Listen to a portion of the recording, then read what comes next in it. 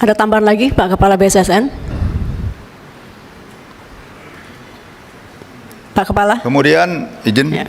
Dari Pak Paulus tadi pertanyaannya,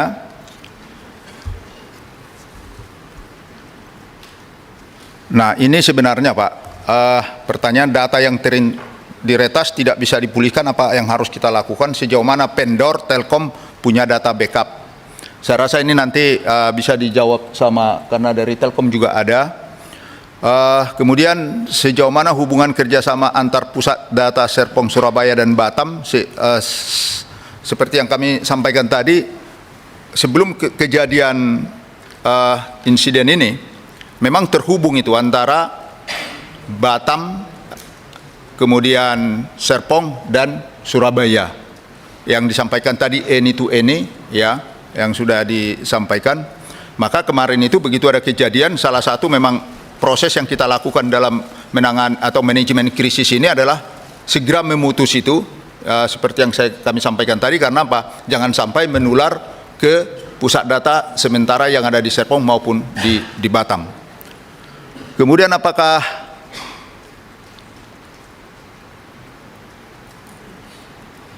masalah tebusan, saya kira karena ini kemarin komunikasinya adalah dengan Telkom Sigma, dengan si penyerang yang minta tebusan ini, mungkin saya sampai saat ini kalau tidak salah hasil koordinasi kita belum ada lagi tindak lanjut, karena memang dia mungkin juga keamanan dia dan sebagainya. Jadi tapi kalau ada perkembangan lagi mungkin nanti bisa ditambahkan.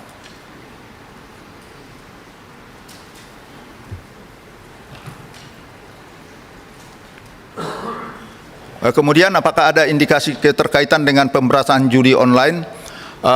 Sampai saat ini karena kita fokus forensiknya dan melihat data-data, kita belum bisa menyimpulkan apakah ada terkaitan, walaupun mungkin secara pemikiran kita, karena kebetulan Keminfo ini sampai saat ini kita belum ada suatu indikasi apakah ada kaitannya.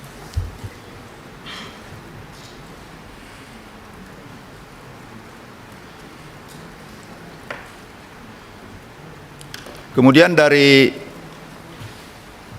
Pak Sukamta tadi, bagaimana mungkin PDN Tirempat tidak punya backup? Saya rasa ini tadi yang seperti yang disampaikan oleh Pak Panjaitan, tugas kami ke sana antara lain adalah membantu, tapi kami harus membuat laporan ke Presiden bagaimana bisa kejadian ini. Jadi antara lain itulah temuan kami tadi yang sudah disampaikan oleh Pak Panjaitan, dan itu kami sudah laporkan ke Presiden. Ini termasuk apa-apa yang tentu dari sisi keamanan yang tidak sesuai dengan standar. Perlu Bapak Ibu kami sampaikan di sini, peraturan perundang-undangan itu kita pedomani. Satu, Undang-Undang nomor Undang-Undang ITE, saya rasa juga sama di Undang-Undang Perlindungan Data Pribadi, kemudian kita turunkan sampai dengan Perban. Di situ berbunyi, setiap penyelenggara sistem elektronik harus menyelenggarakan sistem elektroniknya secara andal dan aman, serta bertanggung jawab terhadap beroperasinya sistem elektronik sebagaimana mestinya. Sebenarnya ini juga pedoman kami, bukan berarti BSSN lepas tangan dalam hal ini.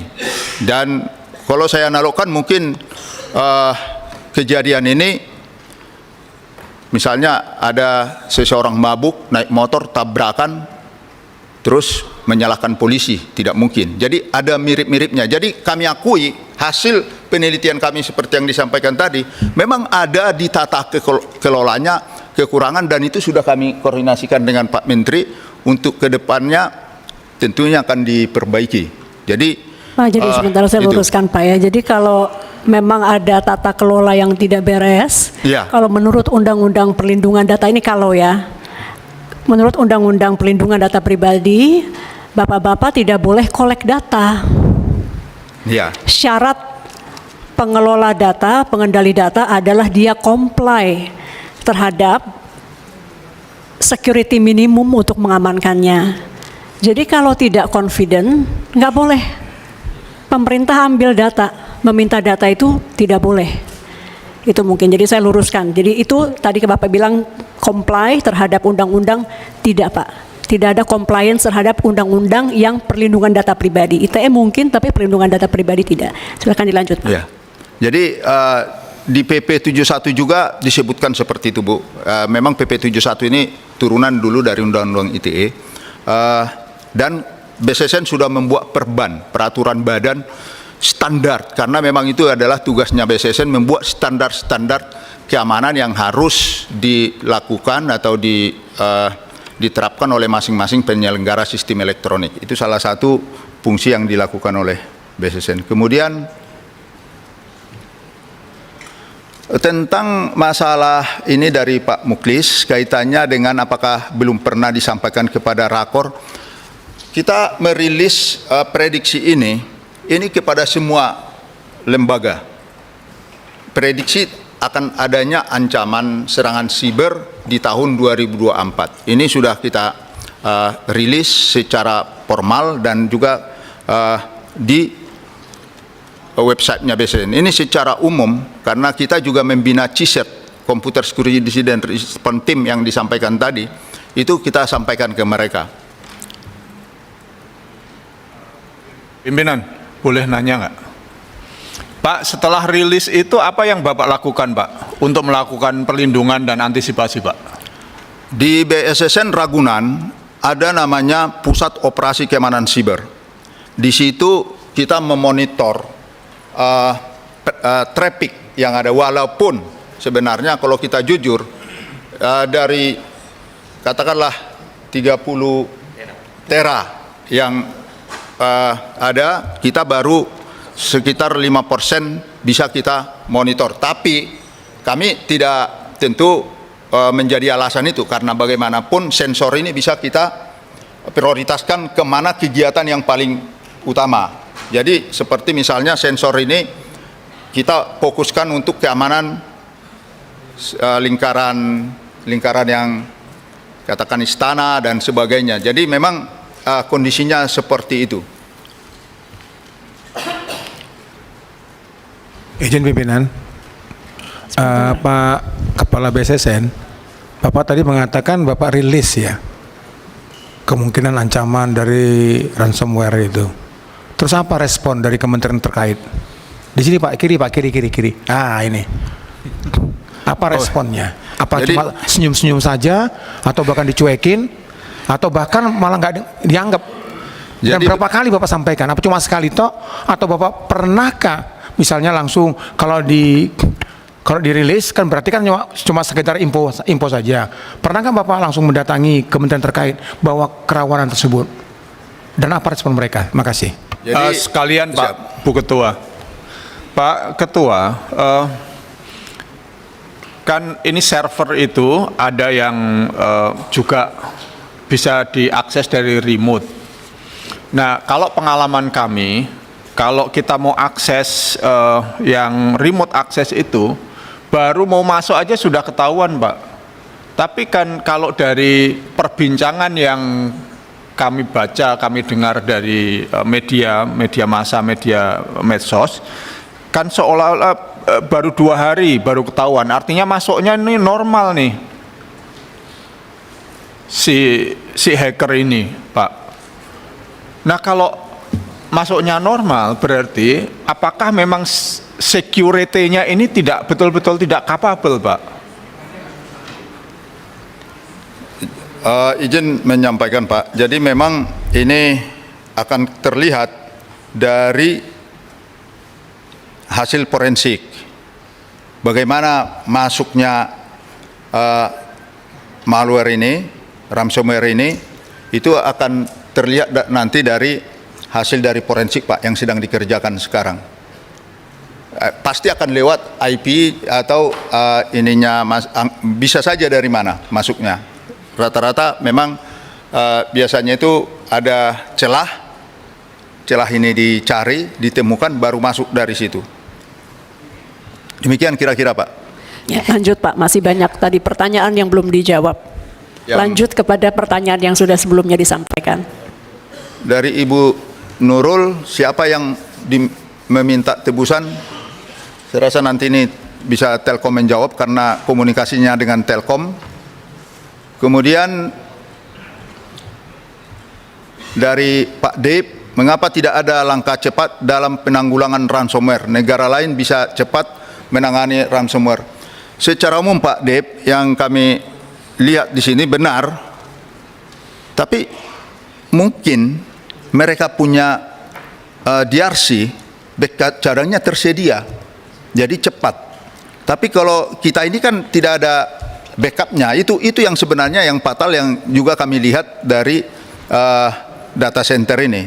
Jadi dia tidak bisa langsung karena data yang ada di Batam itu tidak persis sama seperti yang ada di Surabaya. Izin interupsi pimpinan. Nah, ini yang semua ini kecewakan Pak. Ini kan pembangunan ini bukan makan waktu sehari dua hari, sudah planningnya bertahun-tahun. Best case scenario-nya ada di seluruh dunia, gampang untuk kita dapatkan baik ahlinya, contohnya. Tapi kenapa penanganannya itu sangat lamban dan sepertinya tidak memiliki contingency plan dari baik dari Kominfo ataupun dari BSSN. Itu yang kita sekarang ini bahas dan yang kita pertanyakan. Ini tahapannya bagaimana? Pencurian data saja yang sudah berulang kali masih terus kerap terjadi. Dan selalu berkata bahwa itu data usang. Nah ya sama aja kan kalau kayak misalnya baju usang ya mestinya kalau nggak kita buang ya hancurkan. Kalau misalnya baju bekas kita udah nggak pakai bisa kita sumbangin. Tapi kalau data kalau sudah tidak digunakan kan mestinya dihancurkan. Tapi kenapa masih bisa bocor? Terus juga penyimpanan data bukannya ada backup, tapi malah datanya bisa dicuri. Ya ini yang menjadi pertanyaan kita semua Pak. Itu. Betul Pak, jadi itu yang saya sampaikan tadi, kita ada kekurangan di tata kelola. Kita memang akui itu dan itu yang kita laporkan juga. Karena kami diminta untuk apa saja masalah kok bisa terjadi, itu salah satu yang kita laporkan juga Pak. Maksudnya Pak, kalau nggak ada backup sih itu bukan tata kelola sih Pak. Siap? Kalau alasannya, ini kan kita nggak hitung Surabaya Batam backup kan, karena cuma 2% kan. Ya berarti itu bukan tata kelola, itu kebodohan aja sih Pak. Iya. Punya data nasional dipadukan seluruh kementerian harusnya, untung katanya ada beberapa kementerian yang belum comply, belum gabung. Masih untung orang Indonesia. Itu malah yang selamat. Yang paling patuh imigrasi saya dengar. Itu yang paling nggak selamat. Intinya jangan lagi bilang tata kelola karena ini bukan masalah tata kelola Pak. Ini masalah kebodohan, punya data nasional, tidak ada satupun backup berarti kan? Udah, silakan lanjut Pak.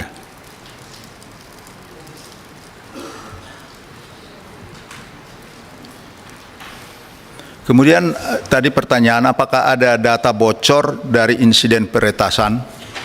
Hasil forensik sementara, karena ini kemarin juga menjadi perhatian kita dan masih terus dicek, tapi sementara ini saya laporan dari tim tidak ada. Karena apa? Indikatornya adalah kalau itu diambil akan kelihatan traffic keluarnya juga besar. Itu kan datanya cukup banyak. Jadi dia di sementara ini Pak, hasil forensik belum final, itu adalah dienkripsi data itu di tempat. Jadi belum ada yang bocor, mudah-mudahan tidak ada.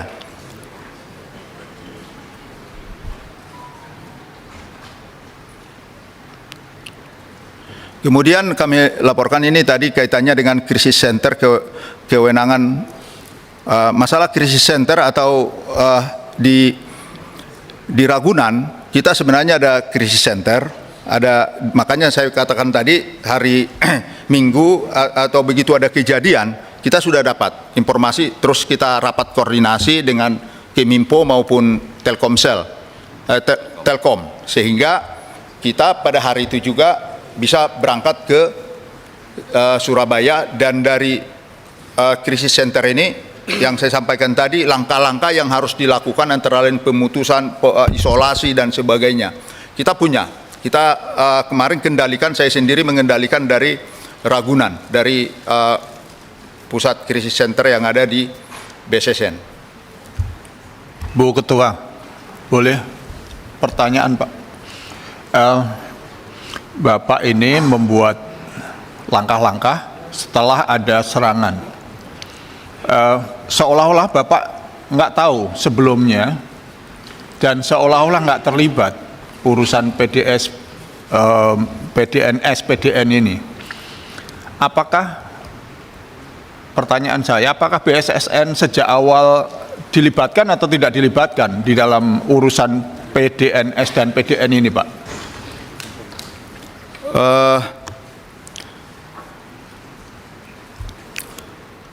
Dilibatkan secara katakanlah bagaimana rancangannya, karena ini kan mungkin kami juga mungkin bisa dijawab sama Keminfo nanti. Secara fisik dan desain ininya memang waktu itu awal-awal kita tidak dilibatkan, tapi setelah itu kita koordinasi karena kita tiap hari monitor juga ya, baru kita koordinasi terus untuk bagaimana situasinya. Dilibatkannya kapan dan dalam kapasitas apa, Pak? Karena kita harus memonitor traffic yang ada. Jadi Sebagai monitoring saja atau terlibat di dalam proses pengelolaan keamanannya, Pak?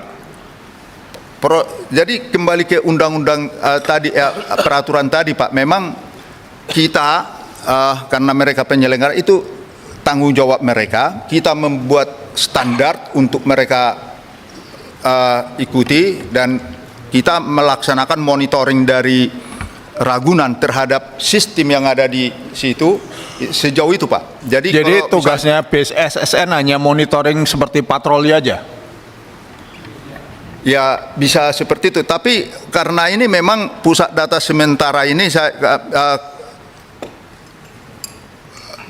yang menentukan ini waktu itu sebenarnya dari Keminfo Pak. Pak, menurut SOP-nya, sorry Bu, menurut SOP-nya BSSN, apakah memang begitu keterlibatan BSSN di dalam PDNS dan PDN untuk proyek strategis ini dalam urusan digital dan data, Pak? Apakah memang sebatas monitoring itu? Tidak Pak, ada Pak? aturannya sebenarnya keterlibatan kami. Jadi keamanan itu adalah dibangun by design, artinya sejak dari awal kita sudah harus dilibatkan. BSSN dilibatkan desainnya enggak, Pak? BSSN dilibatkan dalam desainnya enggak untuk pengamanannya, Pak? Kami tidak dilibatkan karena ini kan pusat data yang sudah ada Pak, yang disewa. Jadi ketika membangunnya itu tentu kita yakin karena ini adalah anak perusahaannya Telkom dan ketika membangun Karena ini pusat data sementara. Iya, karena ini sementara. Kalau untuk yang pusat data nasional yang bukan sementara dilibatkan? Karena masih dalam proses pembangunan dan kami sedang mempelajari juga. Kita sudah dapat ininya Oke. di desain. Dilibatkan dengan Bapak dapat itu beda loh, Pak. Bapak dilibatkan atau Bapak dapat dari pihak kedua ke pihak ketiga, Pak? Yang mana ini Pak? Siapa? Jadi PDN kalau apa PSDN? kalau secara fisik pembangunannya itu kan nanti mungkin Pak Keminfo yang jawab, itu kan dibangun sama Prancis kalau tidak salah. Tapi perlu kita dapatkan desain engineeringnya bagaimana ininya sehingga nanti kami dari BSSN bisa melihat dan istilahnya ini pintu ini berapa orang yang kalau memang kita libat taruh nanti di sana untuk menjaganya gitu. Bapak Ibu, tadi ketika Bapak Ibu sedang tidak di ruangan ini, kita sepakat ini kan topiknya besar. Kita yang untuk tahapan jangka pendek dulu. Jadi kalau PDN konsepsinya nanti mungkin kita buat lagi rapat berikutnya. Kan yang kita inginkan urgent response dari pemerintah. Jadi mungkin untuk hari ini fokus ke situ. Tapi nggak apa-apa, ini kan masukan-masukan. Di PDN berikutnya berarti BSSN harus lebih dilibatkan, security-nya harus lebih baik dan lain-lain. Saya minta yang ke PDNS tadi aja sebetulnya, karena ya, tapi ini tadi baru jawab 4 orang, masih ada berapa? 8 orang yang belum dijawab. Karena aneh kalau BSSN hanya sebagai pengamat dari luar kemudian monitoring, ngelihat sendiri. Undang-undangnya kan nggak kuat Pak, emang kita waktu itu mau melihat juga sendiri kemudian memberi peringatan-peringatan kayak pengamat gitu. Ya, ini PR Komisi 1 berikutnya juga undang-undang security nasionalnya dikuatkan BSSN. Jadi ini juga masukan buat kita nanti Pak, bahwa karena BSSN sekarang di undang-undang belum ada kewenangan yang kuat, maka itu juga bisa jadi masukan teman-teman. Bapak Ibu, saya akan tanya dulu kepada Bapak Ibu, apakah ini dilanjutkan dulu atau di break, karena sholat dan makan. Iya, tamu-tamunya soalnya, kalau kita kan bisa bergantian. Jadi kita break, berapa lama kalau break Bapak Ibu? Setengah jam ya? 7.15. Enggak, ditanya kita. Oh iya. Ya Pak ya, karena udah mepet waktunya, jadi 7.15 kita break, kita kembali, kita skors, mohon maaf bahasa hukumnya kita skors, kita kembali pukul 19 lewat 15 menit.